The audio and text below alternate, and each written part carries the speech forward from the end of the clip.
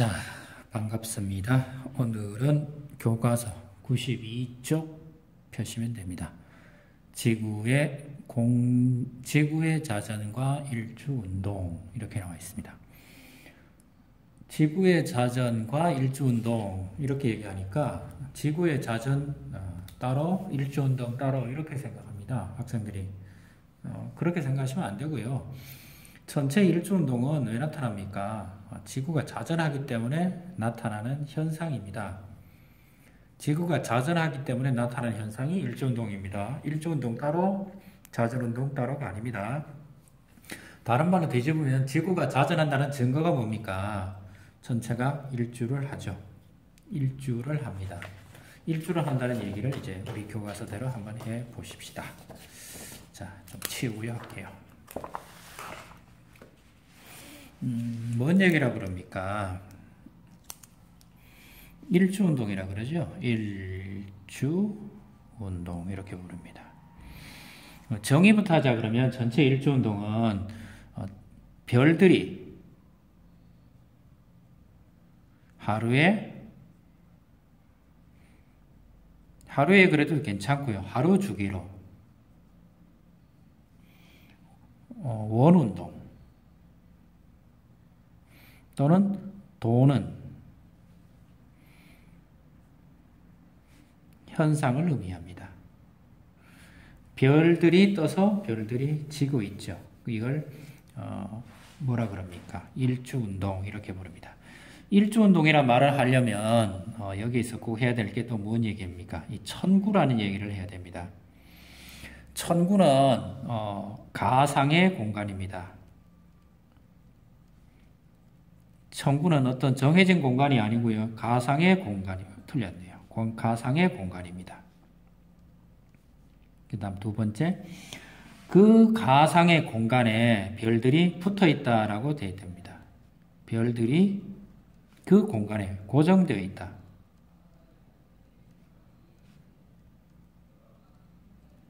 이렇게 되죠. 그 천구의 가장 중심, 가장 북쪽에는 움직이지 않는 별이 있다. 그게 누구다? 북극성이다. 이렇게 부르죠. 북극성이 중심별이다. 이렇게 부르죠.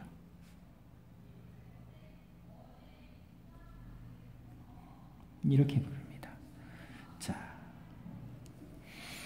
그 다음에 우리나라.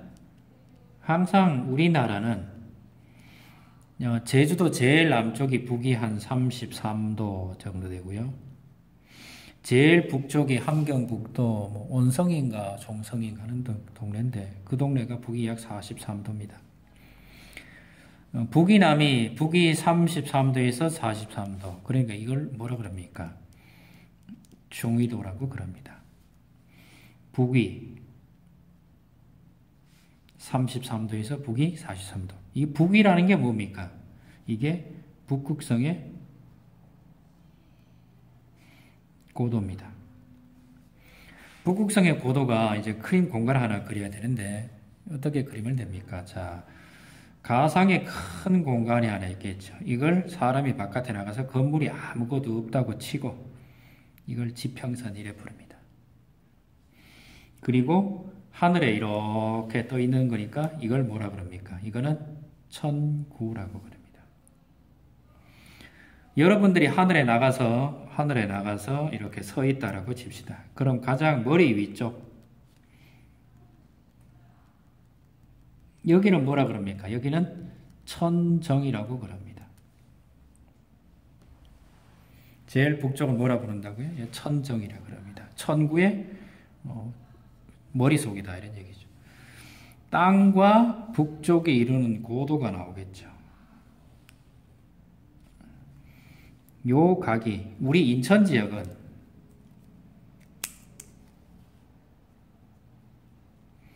인천은 북위 약 37도 근처에 있습니다. 37도 5 근처에 있습니다. 그렇다는 얘기, 인천 근처에서 이렇게 쳐다보면 요 각이 37.5도가 여기에 뭐가 있다는 얘기입니까? 여기에 북극성이 있습니다.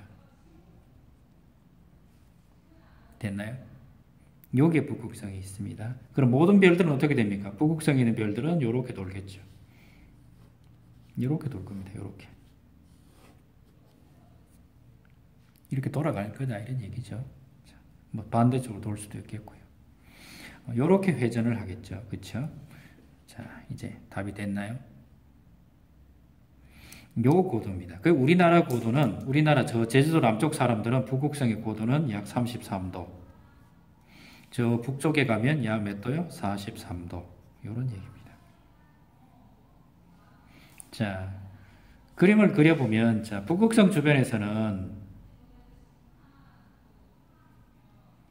북극성 주변의 별들은 이렇게 뱅글뱅글 돌 거예요. 무슨 시계 방향으로? 반시계 방향으로. 반시계 방향으로 무슨 운동할 겁니까? 동심원 운동할 겁니다. 다 동심원 운동이에요. 그럼 동쪽에서는 어떻게 됩니까? 비스듬하게 떠오르겠죠.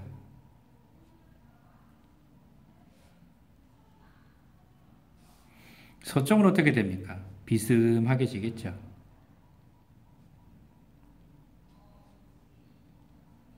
이래야 되겠죠. 그럼 가장 남쪽은 어떻게 됩니까? 원호를 그릴 겁니다. 원호. 호를 그릴 겁니다. 호. 무슨 방향으로? 시계 방향으로. 시계 방향 호를 그리게 될 겁니다. 시계 방향 호를 그리게 될 겁니다.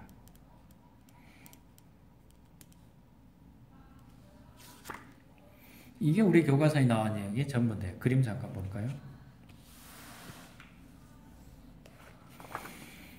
그림을 보면 뭐 이런 내용입니다. 가상의 공간을 잇다. 그걸 뭐라 그런다? 천구라고 한다. 이렇게 부르죠.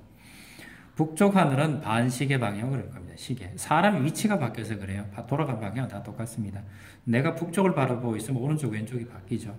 남쪽을 보려면 역시 내 오른쪽이, 내가 북쪽을 보면 오른쪽이 여기 있겠죠. 그렇죠? 오른쪽이 여기 있을 거고요. 내가 남쪽을 보면 오른쪽이 어디 있을 거예요? 오른쪽이 이쪽일 겁니다. 그럼 돌아간 방향이 다르다 그랬죠. 오른쪽이 여기 있어, 왼쪽이 여기 있겠죠. 그래서 오른쪽에서 왼쪽으로 가죠. 여기서는 왼쪽에서 오른쪽. 내가 관찰자의 위치가 바뀌어서 그래요. 관찰자의 위치 또는 자세가 바뀌어서 그렇습니다. 사람이 여기서 본다 그러면 이렇게 뭘 그려요? 호를 그리게 되겠죠. 1시간에 몇 도? 360도를 1시간에 24시간에 돌아야 되니까 1시간에는 약 15도씩 그리게 되겠죠. 여기 있는 것은 동쪽 하늘이고요. 이쪽은 서쪽 하늘입니다. 이거는 어느 지역에서 이렇습니까? 이거는 우리나라가 어느 지역이라고요? 중위도 지역이라서 그렇습니다. 만약 우리나라가 중위도 지역이 아니고 적도 지역이면 어떻게 됩니까? 적도 지역은 말 그대로 이걸 그림을 그리면 이게 여기 와 있겠죠. 그렇죠? 이게 여기 와 있을 거예요. 북극성의 고도가 0입니다. 그럼 어떤 일이 생겨요? 북극성의 고도가 0이면 그림을 제가 바꿀게요. 우리나라가 만약에 적도 지역에 있다 그러면 어떤 일이 생깁니까? 여기 관찰자 여기 있겠죠. 관찰자가 딛고 서 있는 게 지평선이겠고요. 이 지역은 적도 지역이라고 그럽시다. 그럼 북극성이 어디 있습니까? 북극성이 여기 있겠죠. 그럼 모든 별들은 어떻게 돼요? 예, 다 여기 이게 북극성이겠죠. 그러니까 땅에서 떠오르는 이런 물들이 됩니다. 여기서 또 와서 이렇게 지는 이런 모양이 될 겁니다. 그래서 전부 모든 별들이 땅에서 전부 이렇게 솟아 올라올 거예요. 동쪽 하늘이 이렇게 솟아오겠고 또 와서 지겠죠. 우리가 만약에 사는 지역이 극지역이면 어떻게 됩니까? 극지역에는 여기 관찰자가 여기 있겠죠. 북극성이 어디 있을 겁니까? 북극성이 여기 있을 겁니다. 극지역이라는 얘기는 적도나 틀렸네요. 북극이나 남극이라고 씁시다. 그럼 북극이라고 그럴까요? 그럼 모든 관찰자 머리 위에 북극성이 있으니까 모든 별들은 북극성 주변으로 돈다 그랬죠. 그럼 이 별들은 전부 어떤 별들을 그립니까? 예, 전부 이렇게 뺑뺑이라 이런 모양이 되겠죠. 동심원 모양의 이런 모양을 그리게 되겠죠. 고도 위로 이런, 그러니까 동심원 모양이 될 거예요. 별 운동이 되겠죠.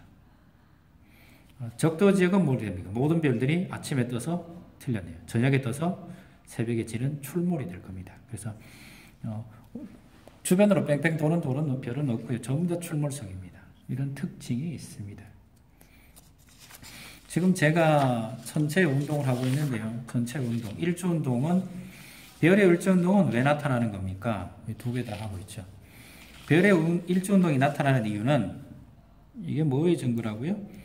지구의 자전 때문에 그래요.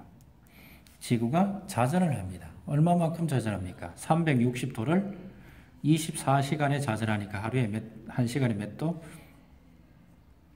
1시간이 약 15도씩 서에서 어디로 자전해요? 동으로 자전을 합니다.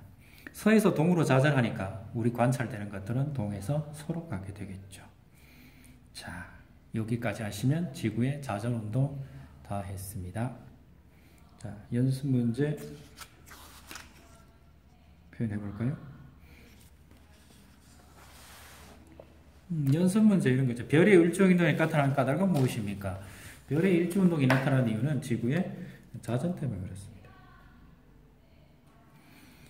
어느 날 초저녁에 남쪽 하늘에 화성이 관측되다면 3시간 후 3시간이면 3시간 곱하기 내가 15도 그랬죠. 1시간에 15도. 그럼 약 45도죠. 남쪽에서 45도 돌아가면 어떻게 됩니까? 남쪽에서 90도 돌아가면 100% 90도 돌아가면 서쪽이 되겠죠. 그럼 남서쪽에 가 있겠죠. 남서쪽 45도 이동을 했겠죠. 이쪽으로 서편으로. 자, 오늘은 자전운동 얘기를 했겠습니다. 또 다음 시간에 뵙겠습니다. 이상입니다.